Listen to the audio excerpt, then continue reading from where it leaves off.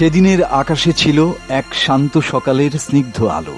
Milestone স্কুলের campus মুখরিত হয়ে উঠেছিল পাখির মতো ফুটফুটে শিশুদের কোলাহলে। প্রতিদিনের মতো শিশুরা এসেছিল স্বপ্ন দেখতে, হাসতে, খেলতে, মানুষের মতো মানুষ হতে। কিন্তু 21শে জুলাইয়ের সেই আলোকিত সকাল এমন ঝলসানো অন্ধকারে ঢেকে দিবে পুরো জাতির আকাশ, তা কে জানত? একটি যুদ্ধ বিমান, যা কখনোই কোনো শিশুর আকাশে উড়ে আসার কথা ছিল না, অথচ তাই ঘটল, ভেঙে পড়ল ঠিক তাদের উপর।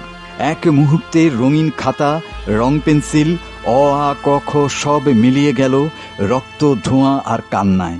এই শিশুরা যুদ্ধ জানত না, জানত না রাজনীতি, তারা শুধু জানত আদর, ভালোবাসা আর মমতার ছোঁয়া কেমন হয়। তাদের চোখে ছিল আকাশে পাখি হয়ে উড়ার স্বাদ আর ভবিষ্যতের আলো।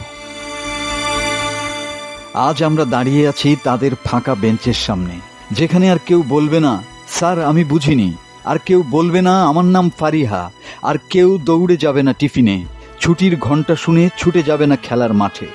আজ ওদের প্রিয় স্কুলের মাঠ জুড়ে শুধুই পোড়া গন্ধ। এই শোক শুধু একটি স্কুলের নয়, এটি একটি জাতির, যে জাতি তার নিষ্পাপ সন্তানদের হারালো এক নির্মম অযাচিত আগুনে।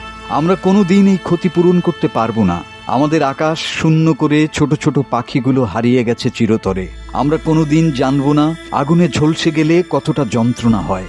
শূন্য আকাশে তাকিয়ে শুধু প্রশ্নই করতে পারি, কেন? কে দায়ী? আমরা কি আদৌ পারবো শিশুদের জন্য একটা নিরাপদ পৃথিবী গড়ে তুলতে? মাসুদ হাসান, বাংলা টিভি।